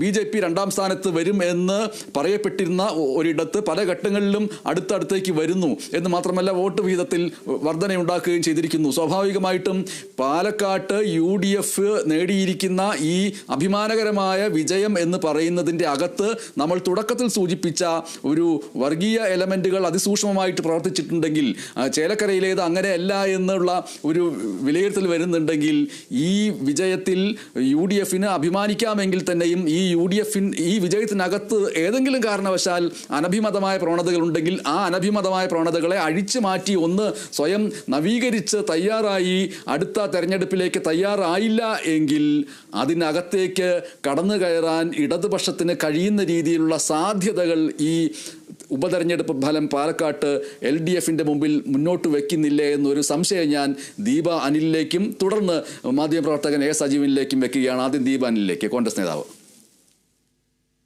ഒരു കാരണവശാലും ഒരു അനഭിമതമായിട്ടുള്ള പ്രവർത്തനങ്ങളോ അല്ലെങ്കിൽ ഫാക്ടറുകളോ ഈ ഒരു വിജയത്തിലേക്ക് വരുന്നില്ല. ഇത് ക്രിസ്റ്റൽ ക്ലിയർ ആയിട്ടുള്ള പത്തരമാറ്റ് തിളക്കമുള്ള വിജയം തന്നെയാണ് ശ്രീ രാഹുൽ മാങ്കൂട്ടത്തിന് അവിടെ ലഭിച്ചിട്ടുള്ളത്. പിന്നെ കേരളത്തിൽ ഇപ്പൊ BJP വരുമെന്ന് വിചാരിച്ചു, അല്ലെങ്കിൽ BJPക്ക് ഇവിടെ ഒരു സ്ഥാനാർത്ഥിയെ വിജയിപ്പിച്ചെടുക്കാമെന്ന് പറയുമ്പോ കേരളത്തിന്റെ മതേതര മണ്ണ് ഒരിക്കലും BJPയുടെ വർഗീയതയുടെ കൂട്ടുപിടിച്ച് അതിന് കൈകൊടുത്ത് നിൽക്കുമെന്ന് ആരും വിചാരിക്കേണ്ട. ഞങ്ങൾ എപ്പോഴും ചർച്ചകളിലൊക്കെ ഞങ്ങൾ പറയുന്ന ഒരു കാര്യമുണ്ട്. ഇപ്പോ ഈ പാലക്കാട്ടെ BJPയുടെ പരാജയം എന്ന് പറയുന്നത് BJP വർഗീയതയെ പിന്തുണയ്ക്കില്ല എന്ന് പറയുമ്പോൾ തന്നെയും പാലക്കാട് നഗരസഭ ഈ ഭരിച്ചുകൊണ്ടിരിക്കുന്നത് ആരായിരുന്നു എന്നൊക്കെ ഓർക്കേണ്ടത് കൂടിയുണ്ട്. ഞാനൊരു കാര്യം പറയുമ്പോ ഇങ്ങനെ അതിലിടയിൽ കയറി സംസാരിക്കുമ്പോ ആ പോയിന്റ് എനിക്ക് നഷ്ടപ്പെടുകയാണ്. സന്ദീപ് നഷ്ടപ്പെട്ടു അല്ലേ? പഞ്ചായത്ത് മുതൽ പാർലമെന്റ് വരെയുള്ള തെരഞ്ഞെടുപ്പുകളിൽ ഒരു സ്ഥാനാർത്ഥിയെ നിർത്തുന്നു പാലക്കാട്. അത് അദ്ദേഹത്തിന്റെ ആ ഒരു വേർഷൻ ഞാൻ പറയാണ്. പക്ഷേ അവിടെ ഇപ്പൊ പാലക്കാട് നിർത്തിയത് ഒരു BJP സ്ഥാനാർത്ഥിയാണ് പാലക്കാട് നിർത്തിയത്. പക്ഷെ ആ സ്ഥാനാർത്ഥിയെ വിജയിപ്പിക്കാൻ പരാജയം എന്ന് പറയുന്നത്, പാലക്കാടുള്ള പരാജയം എന്ന് പറയുന്നത് ലോക്സഭാ തെരഞ്ഞെടുപ്പിൽ പോലും BJP എന്ന രാഷ്ട്രീയ പാർട്ടിയുടെ വിജയമല്ല ഉണ്ടായത്, മറിച്ച് സുരേഷ് ഗോപി എന്ന ഒരു സെലിബ്രിറ്റിയുടെ വിജയമാണ് ഉണ്ടായത് എന്നുള്ളതാണ് അതിന് തെളിയിക്കുന്നത്. അതെങ്ങനെ ശരിയാവും ഷാബു പ്രസാദ്? ഈ ദീപ അനിൽ പറയുന്നത് എങ്ങനെ ശരിയാവും? അത് സുരേഷ് ഗോപിയുടെ മാത്രം സവിശേഷ വിജയമാണോ ഷാബു പ്രസാദ്? അതിന് ഞാനൊന്ന് ഞാൻ പറയുന്ന സ്റ്റേറ്റ്മെന്റ് ഞാനൊന്ന് പറയട്ടെ. കഴിഞ്ഞ പാലക്കാട് അസംബ്ലി തെരഞ്ഞെടുപ്പില് ഷാബു പ്രസാദ് പറയുന്നത് കേൾക്കുന്നുണ്ട്. അങ്ങനെ ഒരു കാര്യം ഞാൻ പറയാം. അല്ല, ദയവീത് ഞാൻ പറയുന്ന ഇവിടെ എല്ലാവരും ഇവിടെ കുറെ പ്രസംഗങ്ങൾ നടത്തി. ദയവീത് ഞാൻ പറയുന്ന കംപ്ലീറ്റ് ചെയ്യാൻ നിങ്ങൾ എന്നെ അനുവദിക്കണം, മറ്റുള്ളവരിലേക്ക് പോകുന്നതിന് മുമ്പ്. ഇപ്പൊ അരമണിക്കൂർ കഴിഞ്ഞു, ഞാൻ ഇവിടെ ഇരിക്കുകയാണ്. അപ്പൊ മാഡം 2-3 പ്രാവശ്യം പറഞ്ഞല്ലോ, ഒന്ന് സ്റ്റോപ്പ് ചെയ്യൂ. ഞാൻ പറയട്ടെ.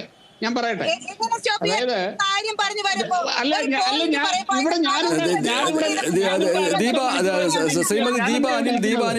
ദീപ അനിലിനാണ് ഇന്ന് സംസാരിക്കാൻ കൂടുതൽ അധികാരമുള്ളത്, ദീപ അനിലിനാണ് ഇന്ന് കൂടുതൽ സംസാരിക്കാൻ യോഗ്യതയുമുള്ളത് വിജയത്തിന്റെ അടിസ്ഥാനത്തിൽ. പക്ഷേ പ്രതിപക്ഷ ബഹുമാനം എന്നുള്ളതിലേക്ക് നമുക്ക് ഷാബു പ്രസാദിലേക്ക് കൂടി ഒന്ന് പോകേണ്ടതുണ്ട്. തീർച്ചയായിട്ടും ദീപ അനിലിനോടൊപ്പം നമ്മൾ തിരികെ വരും. ദീപ അനിൽ പറയുന്നത് കേൾക്കാൻ വേണ്ടി കൂടിയാണ് പ്രേക്ഷകർ ഇരിക്കുന്നത്. ദീപ അനിലിന്റെ വാക്കുകൾക്ക് വലിയ പ്രസക്തിയുണ്ട്. ദീപ അനിലിന്റെ വാക്കുകൾക്ക് വേണ്ടി നമ്മൾ കാതോർത്തിരിക്കുന്നു, അതിനുവേണ്ടി മനസ്സ് തയ്യാറാക്കിയിരിക്കുന്നു. എങ്കിലും ഒരല്പനേരം നമ്മളിത് മിണ്ടിയും പറഞ്ഞിരിക്കുകയാണല്ലോ, ഒരല്പനേരം നമുക്ക് ഷാബു പ്രസാദ് പറയുന്നത് കേൾക്കേണ്ടതുണ്ട്.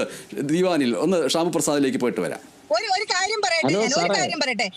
എനിക്കൊരു കാര്യം പറയാനുള്ള അവസരം തരുന്നെങ്കിൽ ആ പൂർണ്ണമായിട്ടുള്ള കണ്ടന്റ് പറയാനുള്ള അവസരം തരിക. ഞാൻ ഒരു അതെ ഷാബു പ്രസാദ് അത് കേൾക്കണം. അതായത് ദീപാനിലിനെ സംസാരിക്കുമ്പോൾ നമ്മൾ ഇടയ്ക്ക് സംസാരിച്ചിട്ടുണ്ടെങ്കിൽ അതിന്റെ ഒരു ഫ്ലോ പോകുന്നു, അതിന്റെ ഒരു കണ്ടിന്യൂറ്റി പോകുന്നു. അതുകൊണ്ട് ദീപാനിലേക്ക് ഒരു സ്ത്രീ എന്നുള്ളതിലേക്ക് കൂടി നമ്മൾ അത് പരിഗണിക്കേണ്ടതുണ്ട്. ദീപാനിൽ സംസാരിച്ചോളൂ. അല്ല, ഞാൻ കേട്ടോ 7:40 എന്തിനാ ഞാനിവിടെ ഇരിക്കുന്നത്? ഇനിയും സമയമുണ്ട്, തരാം, ഇഷ്ടം പോലെ പറയാം. തുടർച്ചയായി സംസാരിക്കാം ഷാബു പ്രസാദ്. മനുഷ്യരെ വിളിച്ചു വരുത്തി പരിഹസിക്കുകയാണ് നിങ്ങൾ. അങ്ങനെ പരിഹസിക്കുകയാണോ എന്ന് താങ്കൾ കരുതരുത്. ഒരിക്കലും പരിഹസിക്കുകയല്ല, ബഹുമാനിക്കുകയാണ്. അല്ല, അങ്ങനെ തന്നെ കരുതാൻ പറ്റുള്ളൂ. എന്തിനാ അല്ല, കരുതരുത്. കാരണം ഇനി സമയമുണ്ടല്ലോ. അത് അവസരം വരുമ്പോൾ താങ്കൾക്ക് മനസ്സിലാകും. അതാണ് ക്ഷമയുടെ ഗുണം എന്ന് പറയുന്നത്. ദീപാനിൽ അതൊന്നും നിങ്ങൾ ക്ലാസ് ഒന്നും എടുക്കണ്ട. നിങ്ങൾ വെറുതെ മനുഷ്യനെ പരിഹസിക്കും. ഇത് പരിഹസിക്കുകയല്ല, ഞാൻ ക്ഷമയെ കുറിച്ച് പറഞ്ഞേ ഉള്ളൂ. ചോദ്യം ദീപാനിലോടാണ് ചോദിച്ചത്. അവരത് മുഴുമിപ്പിക്കട്ടെ, എന്നിട്ട് BJP-യുടെ പ്രതിനിധി പറയട്ടെ. നമുക്ക് കേൾക്കാലോ. ഞാൻ പറഞ്ഞത് കഴിഞ്ഞ ലോക്സഭാ തെരഞ്ഞെടുപ്പ് പോലും BJP-യുടെ സ്ഥാനാർത്ഥിയായിട്ടുള്ള ഒരു സെലിബ്രിറ്റി ആയിട്ടാണ് സുരേഷ് ഗോപിയുടെ വിജയം ഉണ്ടായതെന്നുള്ളത് സാധൂകരിക്കുന്നതാണ് ഇപ്പോഴത്തെ പാലക്കാട്ടത്തെ BJP സ്ഥാനാർത്ഥിക്കുണ്ടായ പരാജയം. ഇതിനു മുൻപ് ശ്രീധരൻ എന്ന് പറയുന്ന മെട്രോമാൻ എന്ന് പറയുന്ന ഒരു പബ്ലിക് ഫിഗറിനെ കൊണ്ട് നിർത്തിയിട്ടാണ് അവർ കൂടുതൽ വോട്ടുകൾ അവിടെ പോൾ ചെയ്തത്, അവിടെ സ്കോർ ചെയ്തത്. പക്ഷെ ഒരു BJP സ്ഥാനാർത്ഥിയെ നിർത്തുമ്പോൾ ഇതുപോലെ ജനങ്ങൾ തിരസ്കരിക്കുന്ന ഒരു മണ്ണാണ് കേരളത്തിന്റെ മണ്ണ്. അതുകൊണ്ട് ഒരു BJP-ക്ക് ഇവിടെ ഒരു വേരോട്ടം ഉണ്ടെന്നോ അല്ലെങ്കിൽ അതുകൊണ്ടാണ് എന്താണ് ചക്ക വീണ് മുയല് ചത്തതുപോലെ ഒരു ലോക്സഭയിൽ ഒരു MP ഉണ്ടായതെന്നോ അതൊരു സെലിബ്രിറ്റി സ്റ്റാറ്റസ് കൊണ്ട് മാത്രം ഉണ്ടായതാണ് എന്നതുകൂടി സാധൂകരിക്കുന്നതാണ് ഈ അസംബ്ലി തെരഞ്ഞെടുപ്പ് ഉപതെരഞ്ഞെടുപ്പിന്റെ ഫലം. അത് പറയാനാണ് ഞാൻ ഉദ്ദേശിച്ചത്.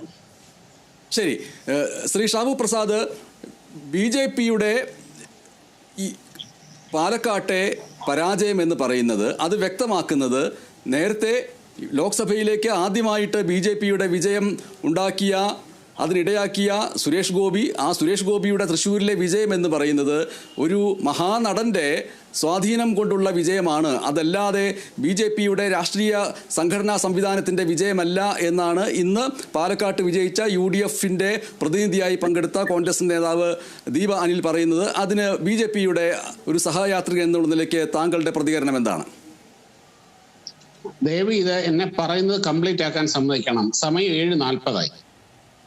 ഇപ്പൊ ഞാൻ പറയാം. ഇനിയിപ്പം സുരേഷ് ഗോപി എന്ന സെലിബ്രിറ്റിയെയാണ് വിജയിപ്പിച്ചത്, അല്ലാതെ BJP-യുടെ ഗുണം കൊണ്ടല്ല വിജയിച്ചത് എന്നാണല്ലോ ഇവിടെ ശ്രീമതി ദീപ ഇവിടെ പറയാൻ ശ്രമിക്കുന്നത്.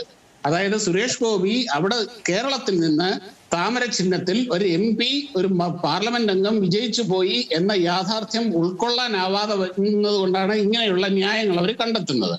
തീർച്ചയായും സുരേഷ് ഗോപിക്ക് ഒരു സെലിബ്രിറ്റി, അദ്ദേഹത്തിന്റെ ഒരു പേഴ്സണൽ കരിസ്മ ഉണ്ടെന്നുള്ളത് യാഥാർത്ഥ്യമാണ്.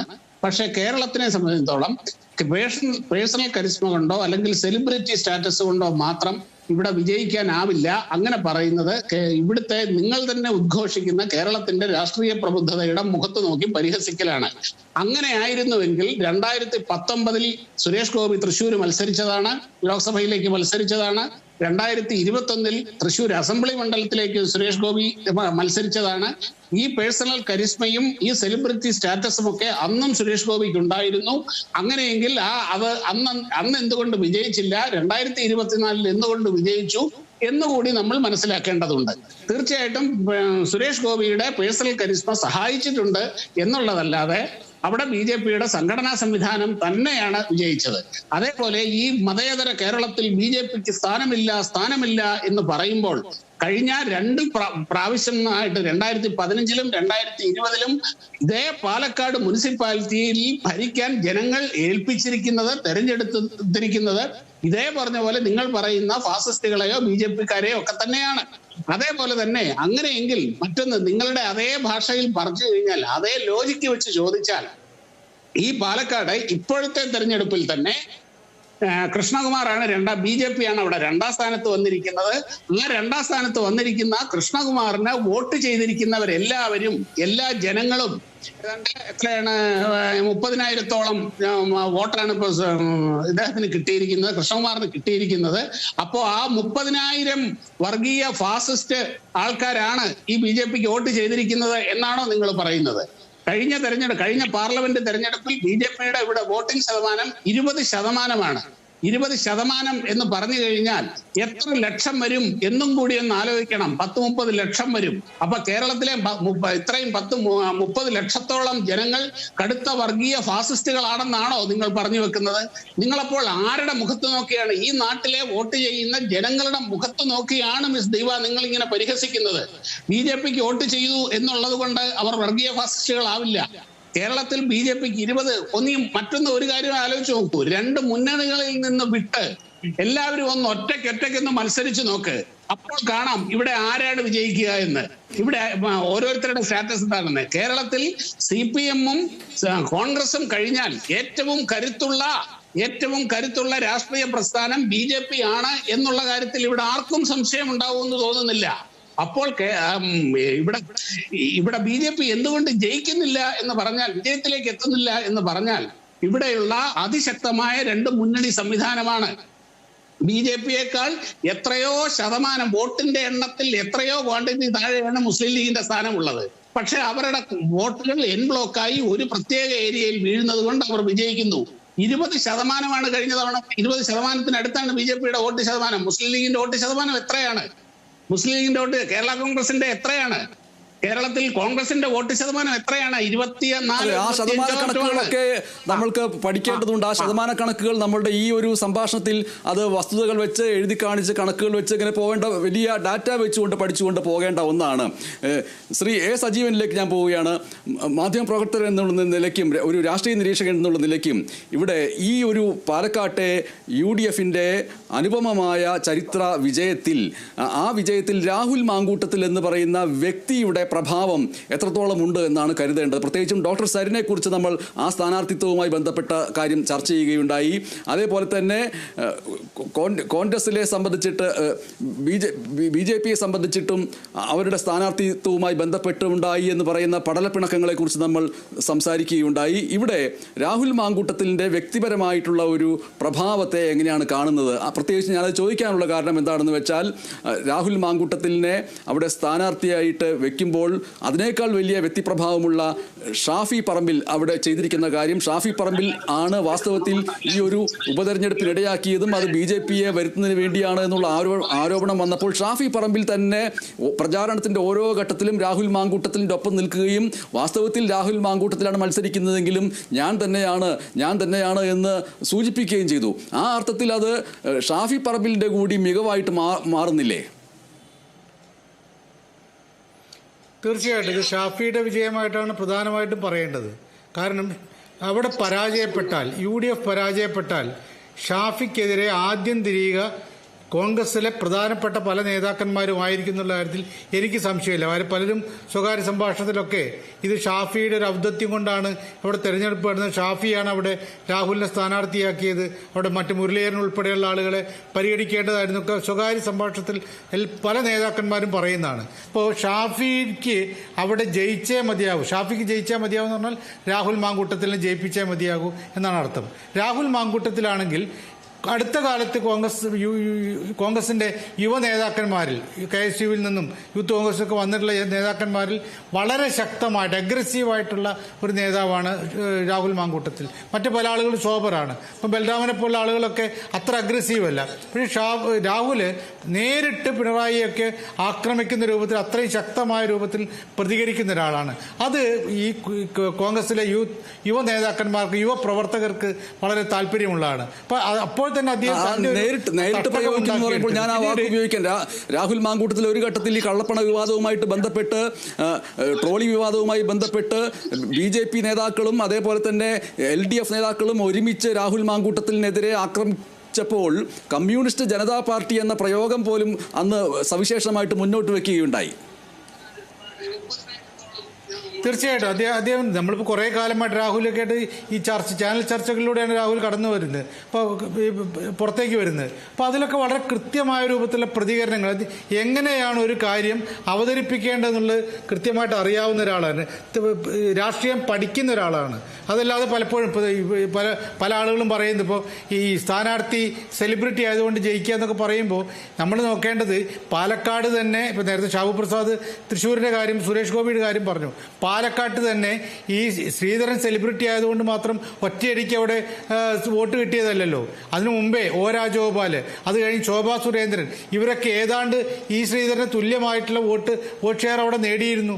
അതിനുശേഷം കുത്തനെ ഇടിഞ്ഞിരുന്നു. അപ്പം അങ്ങനെ അത് പാർട്ടിക്ക് കൊടുക്കുന്ന വോട്ടുകൾ കുറേ, ഒരുവിധം എല്ലാ മണ്ഡലങ്ങളിലും BJP നല്ല രൂപത്തിൽ വോട്ട് ഷെയർ ഉണ്ടാക്കിയിട്ടുണ്ട്. അപ്പം ഇതൊക്കെ ആണെങ്കിൽ പോലും രാഹുൽ മാങ്കൂട്ടത്തിൽ ഇതിനെയൊക്കെ കവച്ചു വെക്കുന്ന രൂപത്തിൽ തനിക്കെതിരെ വരുന്ന ഓരോ ആക്രമണത്തെയും നേരിട്ട് തന്നെ നേരിടുന്ന രൂപത്തിൽ അതിനെ ശക്തമായ രൂപത്തിൽ പ്രതിരോധിക്കുന്ന രീതിയിൽ പ്രവർത്തിച്ചു. അത് അദ്ദേഹം തൻ്റെ വ്യക്തിപ്രഭാവം കൃത്യമായിട്ട് അവിടെ കാണിച്ചിട്ടുണ്ടെന്നുള്ള കാര്യത്തിൽ സംശയമില്ല. പിന്നീട് അതേപോലെ തന്നെ തലയെടുപ്പ് ഉണ്ടാക്കിയെടുക്കാമായിരുന്ന ഒരു നേതാവാണ് സരിൻ. പക്ഷേ സരിൻ്റെ പരാജയത്തിൽ നമ്മളെല്ലാവരും പറയുന്ന ഇപ്പോൾ പലരും പറയാത്തൊരു കാര്യം, സരിൻ്റെ പരാജയത്തിൽ നല്ലൊരു പങ്ക് CPM നേതാക്കന്മാരിൽ ചിലർക്കില്ലേ. ഒരു ഇലക്ഷൻ എഞ്ചിനീയറിംഗ് എന്ന് പറയുന്നത് ഇലക്ഷൻ എങ്ങനെയൊക്കെ ജയിപ്പിച്ചെടുക്കുക എന്നുള്ളതാണ്. ഇവിടെ നോക്കൂ, സരിൻ അവിടെ സ്ഥാനാർത്ഥിയായ സമയത്താണല്ലോ ഈ കൃഷ്ണദാസ് മാധ്യമങ്ങൾക്കെതിരെ വളരെ മോശമായ രൂപത്തിലുള്ള പ്രതികരണം നടത്തി. 1-2 ദിവസമല്ല 3 തവണ അദ്ദേഹം ഞാൻ അത് പറഞ്ഞത് ഉറച്ചു നിൽക്കുന്നു എന്ന് പറഞ്ഞു. എപ്പോഴാണ്? തെരഞ്ഞെടുപ്പുള്ള സമയത്ത്. അത് കഴിഞ്ഞാണ് EP ജയരാജൻ്റെ വരവ്. EP ജയരാജൻ പുസ്തകം എഴുതിയ കാര്യം പിന്നീട് അദ്ദേഹം ഞാൻ ആർക്കും കൊടുത്തില്ല എന്ന് പറഞ്ഞാൽ പോലും നമുക്കറിയില്ല. DC രവി നിഷേധിക്കാത്തിടത്തോളം കാലം അത് EP ജയരാജൻ്റേതാണെന്നുള്ള കാര്യത്തിൽ നമുക്കൊന്നും തർക്കം ഉണ്ടാവില്ല. അതിൽ തന്നെ സരിനെതിരെയാണ് പറഞ്ഞിട്ടുള്ളത്.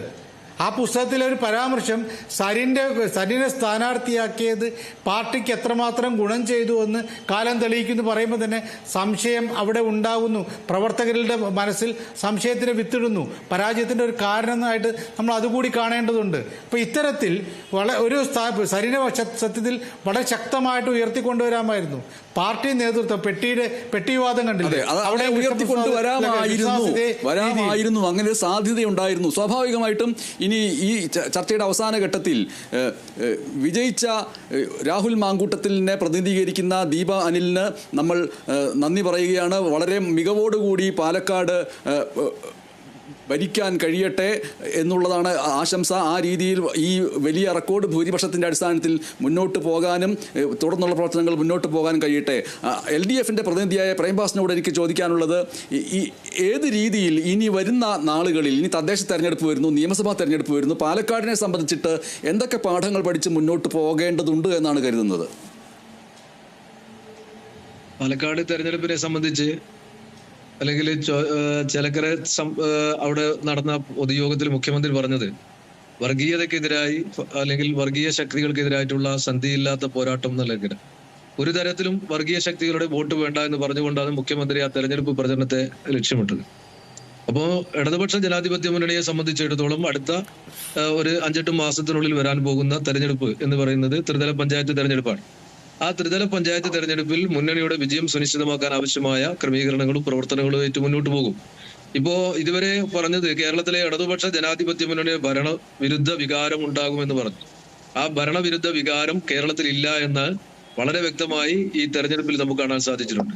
അപ്പോൾ ഭരണവിരുദ്ധ വികാരം എന്ന് പറയുന്നത് സാമ്പത്തികമായി കേരളത്തെ ഞെരുക്കുന്ന കേന്ദ്ര ഗവൺമെന്റിന്റെ ഈ നടപടിയെ സംബന്ധിച്ച് കേരളത്തിലെ ജനങ്ങൾക്ക് ബോധ്യപ്പെട്ടിട്ടുണ്ട്. അതുകൊണ്ട് തന്നെയാണ് BJPയെ സംബന്ധിച്ചിടത്തോളം ഈ തെരഞ്ഞെടുപ്പിൽ BJP കേരളത്തിനോട് കാട്ടുന്ന ഒരു ചിറ്റമ്മ നയത്തിൽ പ്രതിഷേധം, ആ പ്രതിഷേധം പാലക്കാട്ടെ ജനങ്ങളും അവിടെ തെളിയിച്ചിട്ടുണ്ട്, വയനാട്ടിൽ കണ്ടിട്ടുണ്ട്, അതുപോലെ തന്നെ ചേലക്കരയും അസംബ്ലി മണ്ഡലത്തിൽ നമുക്ക് കാണാൻ സാധിച്ചിട്ടുണ്ട്. അപ്പോൾ ചേലക്കര നിയമസഭാ മണ്ഡലത്തെ കുറിച്ചുള്ള 8 മണിക്കുള്ള ചർച്ചയിൽ നമ്മൾ അത് തന്നെയാണ് ചർച്ച ചെയ്യുന്നത്. ഭരണവിരുദ്ധ വികാരമില്ല എന്ന് എടുത്തു പറയാൻ LDFിനെ സംബന്ധിച്ചിട്ട് ഈ ചേലക്കരയെ എടുത്ത് കാണിക്കാൻ കഴിയും. പക്ഷേ പ്രതിപക്ഷവും തിരിച്ചു പറയുന്ന കാര്യം എന്ന് പറയുന്നത് അങ്ങനെയല്ല, അവിടുത്തെ ഭൂരിപക്ഷത്തിന്റെ അളവ് കുറഞ്ഞതിനെ വെച്ചുകൊണ്ട് അവരതിനെ പ്രതിരോധിക്കുന്നുണ്ട്. പക്ഷേ ആ ജയമാണ് പ്രധാനം. ആ ജയത്തിന്റെ അടിസ്ഥാനത്തിൽ നോക്കുമ്പോൾ ആ രീതിയിൽ ഭരണവിരുദ്ധ വികാരമില്ല എന്ന് ഇടതുപക്ഷം പറഞ്ഞാൽ അതിനെ ഒറ്റയടിക്ക് എതിർക്കാൻ കഴിയുന്ന അവസ്ഥയുമില്ല എന്ന് തോന്നുന്നു.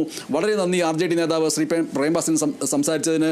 ഷാബു പ്രസാദ് BJP സഹയാത്രികൻ, പാലക്കാടിനെ സംബന്ധിച്ചിട്ടും ഇനി മൊത്തത്തിൽ കേരളത്തെ സംബന്ധിച്ചിട്ടും വരാനിരിക്കുന്ന തദ്ദേശ തെരഞ്ഞെടുപ്പിൻ്റെയും അതേപോലെ നിയമസഭാ തെരഞ്ഞെടുപ്പിൻ്റെയും പശ്ചാത്തലത്തിൽ പാലക്കാട്ടിൽ നിന്ന് എന്തെങ്കിലും തരത്തിലുള്ള പാഠങ്ങൾ പഠിക്കേണ്ടതുണ്ടോ എന്ന് കരുതുന്നുണ്ടോ, അതോ നിലവിൽ പോകുന്ന പ്രവർത്തന രീതിയുമായി മുന്നോട്ട് പോയാൽ സ്വയമേവ വിജയം സംഭവിക്കുമെന്നാണോ കരുതുന്നത്? ഓരോ തെരഞ്ഞെടുപ്പ് ഏത് രാഷ്ട്രീയ പാർട്ടിക്കാണെങ്കിലും ഓരോ തിരഞ്ഞെടുപ്പും പാഠങ്ങൾ തന്നെയാണ്. അത് വിജയമായാലും ശരി പരാജയമായാലും ശരി, വിജയവും പാഠമാണ്, പരാജയവും പാഠമാണ്. തീർച്ചയായും BJP ഇതിൽ നിന്ന് പാഠങ്ങൾ പലതരത്തിലുള്ള പാഠങ്ങൾ ഉൾക്കൊള്ളേണ്ടതുണ്ട്. ഞാൻ ഒരു കാര്യം പറയാം. ഞാൻ എൻ്റെ ഒരു വിലയിരുത്തലാണ് പറയുന്നത്. ഞാൻ രാഷ്ട്രീയ പ്രവർത്തകനൊന്നുമല്ല, എങ്കിലും പറയാം. അതായത് BJPയുടെ അവിടുത്തെ പ്രധാന ശക്തി എന്ന് പറയുന്ന ശക്തി കേന്ദ്രങ്ങൾ എന്ന് പറയുന്നത് പാലക്കാട് മുനിസിപ്പാലിറ്റിയാണ്. ആ മുനിസിപ്പാലിറ്റിയെ മാത്രം കേന്ദ്രീകരിച്ചുകൊണ്ട് ഉള്ള ഒരു പ്രവർത്തനമാണെന്ന് തോന്നുന്നു BJP അവിടെ നടത്തിയിട്ടുള്ളത്. എന്നാൽ അതിന്റെ പുറത്തുള്ള പിരായിരി, പുത്തൂര്, കണ്ണാടി ഈ പഞ്ചായത്തുകളിൽ BJPക്ക് ശക്തി വളരെ കുറവാണ്. എന്നാൽ ഈ മുനിസിപ്പാലിറ്റിയെ മാത്രം കേന്ദ്രീകരിച്ചുകൊണ്ടുള്ള ഒരു പ്രവർത്തനത്തിൽ ആ പ്രവർത്തനം ഏതെങ്കിലും കാരണവശാൽ മുനിസിപ്പാലിറ്റിയിൽ വോട്ട് കുറയുകയോ എന്തെങ്കിലും സംഭവിച്ചു കഴിഞ്ഞാൽ അടപടലെ തകർന്നു പോകും എന്നുള്ള ഒരു യാഥാർത്ഥ്യമാണ് ഇവിടെ കണ്ടത്. അപ്പോൾ അങ്ങനെ എന്തെങ്കിലും സംഭവിച്ചാൽ അതിന് കൗണ്ടർ ചെയ്യാൻ അല്ലെങ്കിൽ അതിനെ കോമ്പൻസേറ്റ് ചെയ്യാൻ ഒരു പ്ലാൻ ബി ഇവിടെ BJPക്ക് ഉണ്ടായിരുന്നില്ല. അതുപോലെ അതിനോടൊപ്പം തന്നെ അതിന് പുറത്തേക്ക് ഈ പ്രവർത്തനം വ്യാപിപ്പിക്കേണ്ടതുണ്ട്, സ്വാധീനം വ്യാപിപ്പിക്കേണ്ടതുണ്ട്. അങ്ങനെ BJP ചെയ്തിട്ടുണ്ട്. ഇപ്പം തൃശ്ശൂര് എന്ന് പറയുന്നത് BJPയുടെ ആ ഒരു പരമ്പരാഗത ശക്തി കേന്ദ്രമായ മണ്ഡലമല്ല. തിരുവനന്തപുരം പോലെയോ കാസർഗോഡ് പോലെയോ അല്ലെങ്കിൽ പാലക്കാട് പോലെയോ അല്ല. പക്ഷെ അവിടെ ശ്രദ്ധ കേന്ദ്രീകരിച്ച് നല്ലൊരു സ്ഥാനാർത്ഥിയെ കൊണ്ടുവന്ന് വളരെ ഫോക്കസ്ഡായി വളരെ ക്ഷമയോടുകൂടി വർക്ക് ചെയ്തപ്പോൾ അതിന്റെ റിസൾട്ട് ഇവിടെ ഉണ്ടായി.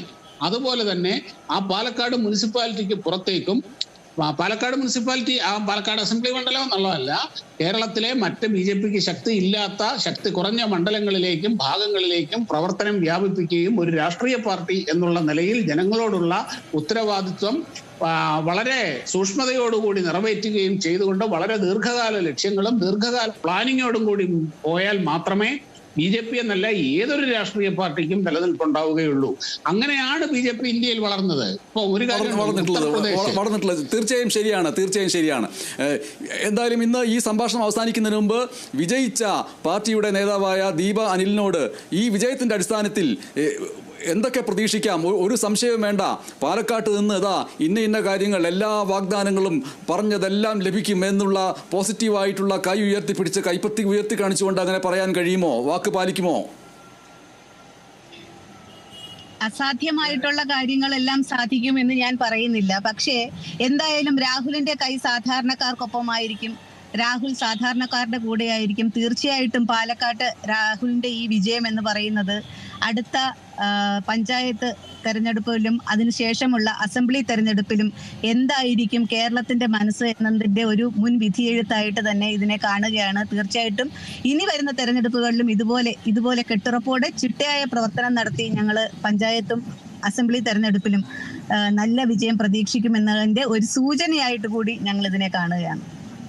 വളരെ നന്ദി. ഈ സംഭാഷണത്തിൽ മിണ്ടിയും പറഞ്ഞുമുള്ള ഈ സംഭാഷണത്തിൽ ഒത്തൊരുമിച്ച് ഇരുന്നവർക്ക് എല്ലാവർക്കും നന്ദി. വളരെ സന്തോഷം. നന്ദി. നമ്മൾ 8 മണിക്ക് ചേലക്കരയുമായി തിരികെ എത്തും. നമസ്കാരം. കേരള വിഷൻ ന്യൂസ് വോട്ടെണ്ണൽ ദിനം ഉപഫലം 2024 പവേഡ് ബൈ